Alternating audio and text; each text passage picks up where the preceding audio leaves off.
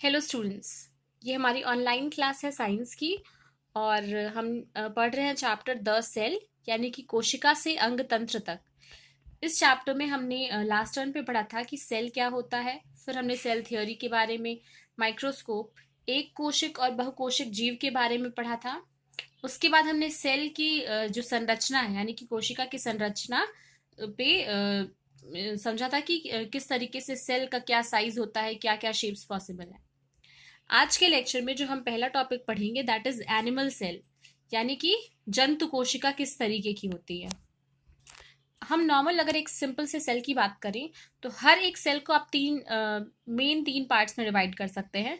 सबसे पहले कोशिका झिल्ली, यानी कि सेल की मेम्ब्रेन। फिर उसके बाद से केंद्रक, यानी कि न्यूक्लियस। और इन दोनों के बीच में एक लिक्विड होता है जिसको कि हम कोशिका द्रव्य कहते हैं। इसके साथ ही कोशिका द्रव्य में, यानी कि साइटोप्लाज्म में, कुछ छोटी छोटी रचनाएं, यानी कि स्मॉल स्ट्रक्चर्स भी दिखाई देते हैं, जिन्हें हम ऑर्गेनल्स या फिर कोशिकांग कहते हैं। प्लांट सेल्स और एनिमल सेल्स में कुछ ऑर्गेनल सेम होते हैं और कुछ डिफरेंट होते हैं। तो चलिए स्टार्ट करते हैं। सबसे पहले कि एनिमल सेल में हम जो पढ़ेंगे topic that is cell membrane, जिसको कि हम प्लाज्मा मेम्ब्रेन भी कहते हैं या फिर कोशिका झिल्ली भी कहते हैं। ये जो है हर एक सेल के चारों तरफ पाई जाती है। ये ना सिर्फ सेल को स्टेबल रखती है, उसके शेप को फिक्स करके रखती है, साथ ही साथ सेलेक्टिवली परमिएबल होती है, यानी कि ये कुछ ही सब्सटेंस को बाहर जाने और अंदर आने देती है, सिलेक्टेड सब्सटेंस को। इस तरीके से ये नियंत्रण रखती है कि कौन सी चीजें जो है वो सेल के, यानी कि कोशिका के अंदर आएगी और कौन सी चीजें बाहर जाएंगी।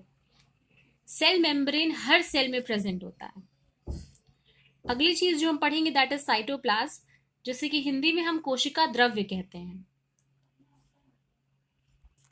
कोशिका द्रव्य जो है वो सेल मेम्ब्रेन और न्यूक्लियस के बीच में पाया जाता है। ये एक साफ जेली लाइक सब्सटेंस होता है जो कि सेल में भरा हुआ होता है। काफी सारे केमिकल रिएक्शंस साइटोप्लाज्म में ही होते हैं।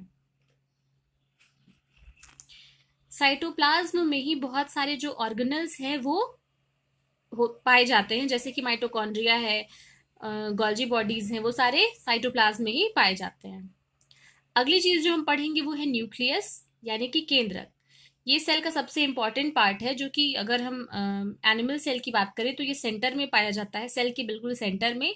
और अगर प्लांट सेल की बात करें तो सेल का जो सरकमफ्रेंस होगा, जो उसकी बाउंड्री होगी, उसकी तरफ ये पाया जाता है, सेंटर में नहीं पाया जाता है। न्यूक्लियस एक डार्क स्फेरिकल स्ट्रक्चर है जो कि साइटोप्लाज्म में मिलता है, जिसके अंदर काफी सारी प्रोसेसेस हो रही होती हैं।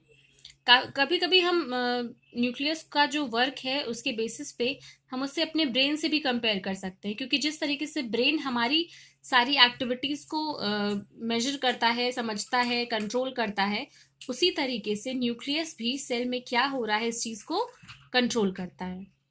न्यूक्लियस के अंदर भी एक लिक्विड होता है, जेली लाइक सब्सटेंस, जिसको कि हम न्यूक्लियोप्लाज्म, यानी कि केंद्रक द्रव्य कहते हैं। न्यूक्लियस के बाहर एक लेयर होती है जिसको कि हम न्यूक्लियर मेम्ब्रेन कहते हैं, जो कि न्यूक्लियस को साइटोप्लाज्म से अलग करता है। न्यूक्लियस के अंदर क्रोमोसोम्स पाए जाते हैं। क्रोमोसोम्स क्या होते हैं? गुणसूत्र इन्हें हम कहते हैं। ये जो है थ्रेड लाइक स्ट्रक्चर्स होते हैं जो कि जीन्स को कैरी करते हैं। जीन जो कि हमारे इंफॉर्मेशन, हमारे बॉडी में किस तरीके की जो क्वालिटीज आएंगी हमारे पेरेंट्स से, यानी कि the qualities from the parents to the offspring, वो जीन्स पे डिपेंड करते हैं। और ये जो है किसमें पाया जाता है? न्यूक्लियस के अंदर क्रोमोसोम्स में पाया जाता है। ह्यूमन बॉडी में 46 क्रोमोसोम्स पाए जाते हैं न्यूक्लियस में, यानी कि 23 पेयर्स ऑफ क्रोमोसोम्स पाए जाते हैं। न्यूक्लियस और साइटोप्लाज्म ये दोनों कंबाइन करके हम इसको कहते हैं प्रोटोप्लाज्म, यानी कि केंद्रक और कोशिका द्रव्य, इन दोनों को कंबाइनली हम क्या कहते हैं? प्रोटोप्लाज्म या फिर जीव द्रव्य कहते हैं। अब हम डिस्कस करेंगे कुछ ऑर्गेनल्स के बारे में जो कि साइटोप्लाज्म में पाए जाते हैं। उसमें सबसे पहला ऑर्गेनल जिसके बारे में हम बात करेंगे वो है माइटोकॉन्ड्रिया। माइटोकॉन्ड्रिया जो है वो बहुत ही छोटा सा ओवल स्ट्रक्चर का होता है, जिसको कि हम power house of the cell कहते हैं। इनमें ऐसे एंजाइम्स होते हैं जो कि फूड के साथ एनर्जी रिलीज करते हैं।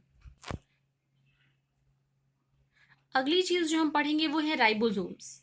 राइबोसोम्स जो है ये पार्टिकल लाइक स्ट्रक्चर होते हैं जो कि साइटोप्लाज्म में पाए जाते हैं और कहीं कभी जो मेम्ब्रेन है उस पर भी पाया जाता है। इनका काम क्या होता है, ये प्रोटीन को मैन्युफैक्चर करते हैं। और हमारी बॉडी में प्रोटीन जो है उसका यूज आपको पता है कि नए सेल्स बनाने के लिए, या फिर अगर कोई रिपेयरिंग है किसी सेल की तो उसके लिए भी, या फिर और भी बहुत सारे फंक्शंस के लिए होते हैं। यानी कि राइबोसोम्स जो है वो क्या है, प्रोटीन संश्लेषण में हमारे सहायक होते हैं। अगली चीज जो हम पढ़ेंगे वो है एंडोप्लाज्मिक रेटिकुलम, जिसे हम अंतः प्रद्रव्यीय जालिका कहते हैं। एंडोप्लाज्मिक रेटिकुलम क्या होता है, ये एक इरेगुलर नेटवर्क है ट्यूब्स का, जो कि साइटोप्लाज्म में मिलता है और ट्यूब लाइक स्ट्रक्चर है, इरेगुलर होता है इसका शेप। इसका यूज इसलिए करते हैं कि ये कुछ सब्सटेंसेस जो हैं उनको सेल में एक जगह से दूसरी जगह ट्रांसपोर्ट करता है। एंडोप्लाज्मिक रेटिकुलम जो है ये या तो न्यूक्लियस से जुड़ा भी हो सकता है या फिर फ्री फॉर्म में भी पाया जा सकता है। ये भी प्रोटीन के संश्लेषण में हेल्प करता है। और साथ ही साथ एंडोप्लाज्मिक रेटिकुलम क्या करता है कि ये केंद्रक, झिल्ली और कोशिका द्रव के बीच में रिलेशन बनाता है। यानी कि जो न्यूक्लियस है, जो सेल मेम्ब्रेन है और जो कोशिका द्रव है यानी कि साइटोप्लाज्म है, उनके बीच में क्या करता है, एक रिलेशन स्टैब्लिश करता है, जिससे कि ट्रांसपोर्टेशन, सब्सटेंसेस का ट्रांसपोर्टेशन एक जगह से दूसरी जगह सेल के अंदर हो पाता है।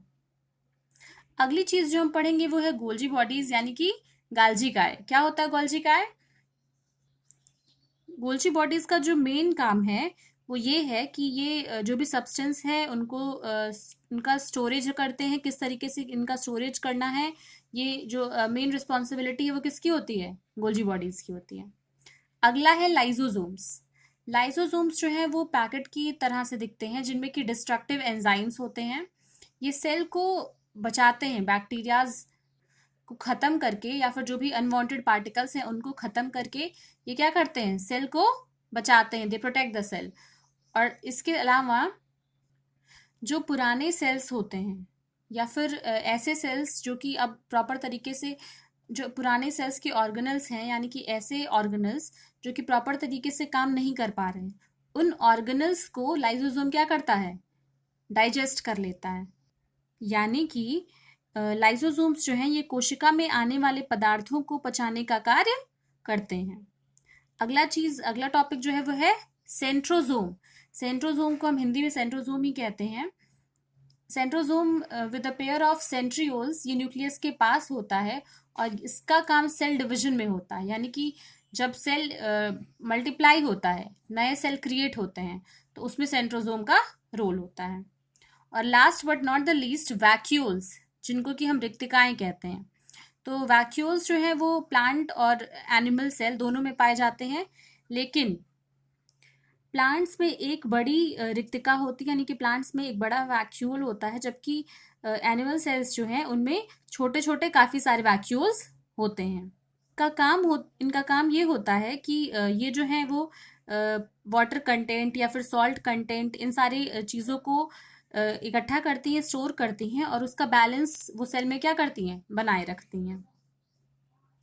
ये फूड को या वेस्ट मटेरियल्स को भी स्टोर करती हैं। तो ये सारे ऑर्गेनल्स हैं जो कि सेल में पाए जाते हैं। कौन कौन से? माइटोकॉन्ड्रिया, राइबोसोम्स, एंडोप्लाज्मिक रेटिकुलम जिसको कि हम अंतः प्रद्रव्यीय जालिका कहते हैं, गोल्जी बॉडीज, लाइसोसोम्स, सेंट्रोजोम और वैक्यूल्स यानी कि रिक्तिकाएं। ये एनिमल सेल का एक डायग्राम बना हुआ है, आप देख सकते हैं स्ट्रक्चर्स को। जो सबसे आउटर लेयर है वो है सेल मेम्ब्रेन। सेल मेम्ब्रेन के अंदर बाकी सारे जो भी ऑर्गेनल्स हैं वो हैं, एग्जिस्ट करते हैं। ये है न्यूक्लियस और ये जो लिक्विड मटेरियल है ये है जो इसमें जेली लाइक लिक्विड है, दैट इज साइटोप्लाज्म। अब आप अलग अलग स्ट्रक्चर्स दे सकते हैं। ये न्यूक्लियस है, न्यूक्लियस के अंदर जो लिक्विड पाया जाता है वो होता है प्लाज्म। और ये है राइबोसोम्स। फिर यहाँ पे आप ये स्ट्रक्चर्स देख सकते हैं, दैट इज एंडोप्लाज्मिक रेटिकुलम। ये स्ट्रक्चर जो है वो गोल्जी बॉडीज हैं। माइटोकॉन्ड्रिया, जैसे कि हमने बताया कि that is the power house of the cell. ये है सेंट्रियोल। तो ये जो है वो एक डायग्राम है structure of an animal cell. अगले टर्न पे हम प्लांट सेल्स के बारे में डिस्कस करेंगे।